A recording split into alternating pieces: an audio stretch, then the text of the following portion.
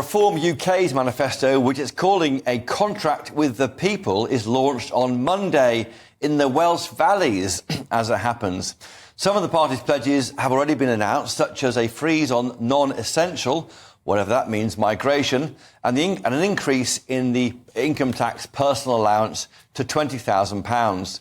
Now, yesterday, the upstart right-wing party even overtook the Tory party in the polls, which Nigel Farage, its new leader, was quick to announce during ITV's election debate last night.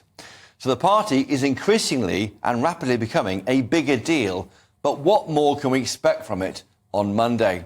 With me now is Rupert Lowe, Reform UK Parliamentary Candidate and the party's spokesman for business and agriculture. Rupert, welcome. Does Reform have any more tricks up its sleeve on Monday?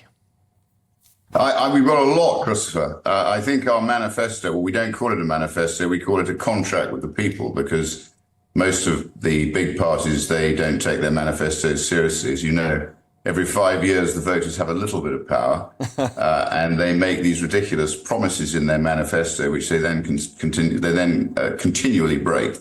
So no, ours is a contract with the people, and ours is for real. And when I showed it to Simon Heffer, when I spoke at a lunch, he described it as THATCHERITE and CONSTRUCT. So I'm very proud of that. I played a part in the business, the agriculture and the fisheries policy, the draft policy. And quite rightly, obviously, when he came back, Nigel Farage wanted to cast his eye over it. So I think we're going to see a very comprehensive contract with the people, which will, I think, bring common sense to bear. It's designed to reward those people who work. It's hopefully going to address the fact that since 2000, our national debt has risen from 564 billion to 2.77 trillion. Yeah. Which I think we're now in a national crisis, Christopher. So what we have to do is unleash the British people, the individual, and we have to shrink the state, because it's the state that is our problem. It's not all this nonsense that we hear about, tax evaders and everything else. We're all taxed into oblivion. And ultimately, it's this state. And I saw a wonderful picture the other day of a very thin little taxpayer riding a bicycle at the front and a great fat, bloated state on the back, having a free ride, eating a very large McDonald's hamburger. I thought that sort of almost summed it up. Well, it's got I'm quite clear. We're going to do things that are common sense, that are fair, that are going to empower people. And I'm very proud to have played a part in trying to ensure that, we do that.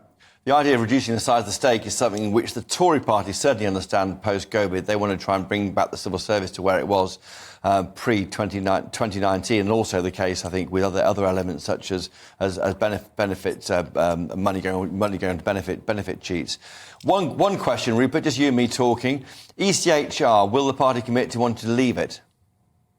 Well, Christopher, I'm quite clear on this, and I've spoken about it. I spoke about it on Tuesday when I was in my Norfolk constituency, which Nigel visited, which I'm not allowed to mention for electoral reasons.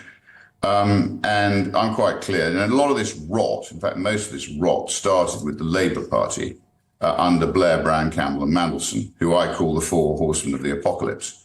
And buried within the Human Rights Act of 1998, as you probably know, is the ECHR.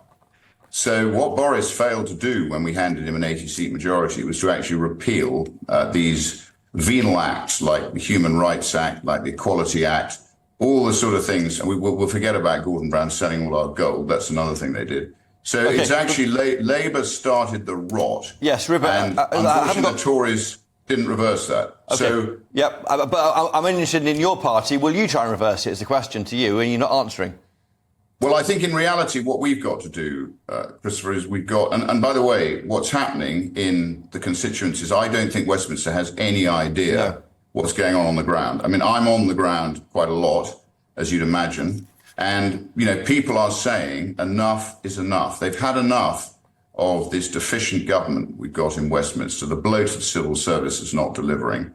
The unbalanced budgets that we've got. Yeah. So what they're doing is this is a once in 100-year occasion when I think the universe flips through, 180 degrees, and we actually see a major change. So I'm confident that we will poll far more than the current polls are showing. Where? Because I think People people want change, and the only way they're going to get change, Christopher, is to elect some reform MPs, build a bridgehead in Parliament, and now, as Nigel said today, a vote for the Tories is a vote for Labour.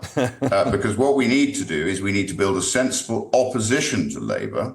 Because Labour, look at Labour. I mean, where's David Lammy? The guy who makes all the noise and talks complete rubbish. I mean, he's been kept very quiet, but they're still there, festering away in the background. As I've just said, most of the problems we've got stem from the Tony Blair era. And Keir Starmer and his merry band. I've got to go. I've got one last question for you. Quick yes or no answer, an easy one. Should Nigel Farage do a deal with Rishi Sunak and fight on a ticket to oppose Labour at the election? No. Nigel stood down in 2019 and gifted the Tories an 80-seat majority. And I asked them, what did they achieve with it? And do you know what? Nothing. We haven't got Brexit. They haven't reversed all the rules that have been forced upon us. And they've delivered, as I call it, absolute diddly squat. ADS, that's what they've delivered. ADS. Well, we'll hear more. We'll hear less ADS and more policies, I'm sure, on Monday. We need more action and less ADS. Yeah. In the Welsh Valleys. Rupert Lowe, thank you for joining us tonight on GB News.